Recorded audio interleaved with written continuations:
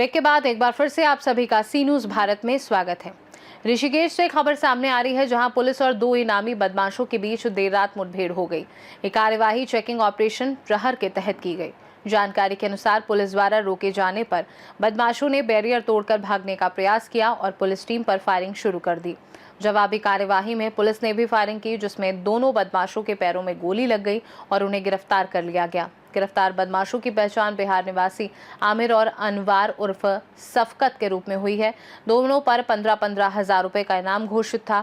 Police अधिकारियों के अनुसार दोनों आरोपी ऋषिकेश में हुई फायरिंग की घटना में दर्ज जानलेवा हमले के मामले में वांछित थे। वहीं आरोपी अनवार बिहार में हत्या और लूट के मामलों में भी फरार चल रहा था। मुठभेड़ के बाद पुलिस ने आरोपियों के कब्जे से 2 अवैध पिस्टल, जिंदा कारतूस, खोखा कारतूस, नकदी और घटना में प्रयुक्त बिना नंबर प्लेट की मोटरसाइकिल बरामद की है। घायल दोनों बदमाशों को उपचार के लिए अस्पताल में भर्ती कराया गया है। पुलिस मामले में आगे की जांच में जुटी है। कुछ व्यक्ति जो वहां पर शराब पीने की घटना में लगे थे, कुछ शराब पी रहे थे, उनको जब टोका टाकी की गई तो आपस में झगड़ा और बाद में उनके द्वारा गोली चलाई गई थी, जिसमें 2 स्थानीय लोग घायल हुए थे और इस गुत्थम गुत्था में एक व्यक्ति पकड़ा गया था। बाकी 2 लोग जो अभियुक्त थे वो वहाँ से फरार होने में सफल रहे थे। जब इससे पूछताछ की गई थी, जो अभियुक्त पकड़ा गया था उसने कुछ हमें जानकारियाँ दी थी, और क्योंकि ये जो लोग वहाँ से फरार हुए थे वहीं वो जंगल की ओर को भागे थे, तो लगातार हमारी टीमें कॉम्बिंग में भी लगी थी।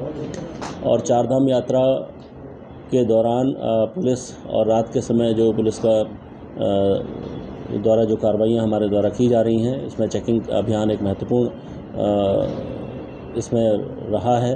चेकिंग के दौरान ऑपरेशन प्रहार में भी लगातार हम लोग इस पुरानी घटना को भी ध्यान में रखा हुआ था। उन लोगों की कुछ संदिग्ध जो हमारे पास जानकारियां थी, उसके आधार पर भी हम लोग काम कर रहे थे। इस बीच कल रात के समय ये सूचना पुलिस को मिली थी कि वही संदिग्ध जो लोग हैं वो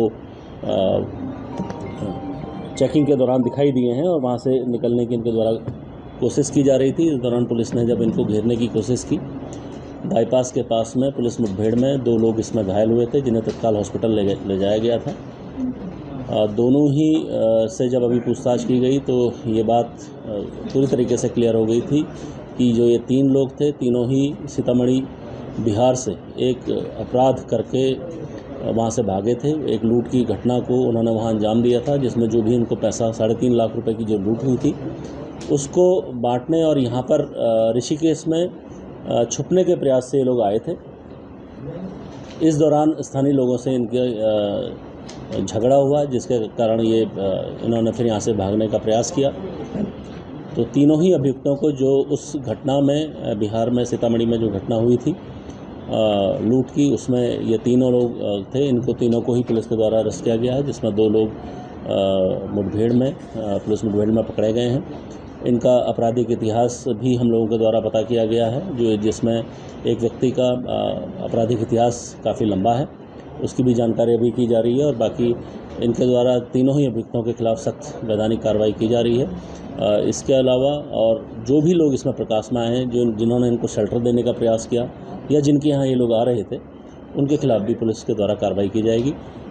ऑपरेशन प्रहार में जनपद देहरादून पुलिस लगातार कार्रवाई कर रही है, जिसमें एक ये महत्वपूर्ण उपलब्धि पुलिस को मिली है, जिसमें इस प्रकार के जो वांछित अभियुक्त हैं ये पुलिस के द्वारा पकड़े गए हैं। Thank you. सर, इस वक्त जो हथियार थे कहाँ से लेके आए थे? अपने साथ लेके चल रहे थे क्या? जी हाँ, ये इन हथियारों को अपने साथ ही लेके चल रहे थे। जैसा मैंने आपको बताया कि उस दिन पूर्व जो बिहार सीतामढ़ी में एक लूट हुई थी, उस घटना में ये तीनों ही लोग थे और वो लूट इन्हीं हथियारों के बल पे की गई थी। उसके बाद ये वहाँ से यहाँ पर छुपने के प्रयास में, और जो पैसा इनको वहाँ से मिला था उसको ये इस प्रकार घूमने और खर्च करने की नीयत से यहाँ आए थे। तो वही हथियार ये लोग वहाँ से कैरी करके यहाँ आए थे। देहरादून से सी न्यूज संवाददाता प्रवचन सिंह की रिपोर्ट। ऋषिकेश की मुठभेड़ पुलिस की सतर्कता और अपराधियों पर लगातार बढ़ती कार्यवाही को दर्शाती है। इस घटना के बाद क्षेत्र में सुरक्षा व्यवस्था और अधिक सख्त कर दी गई है। खास रिपोर्ट में फिलहाल के लिए इतना ही। देखते रहिए सी न्यूज भारत।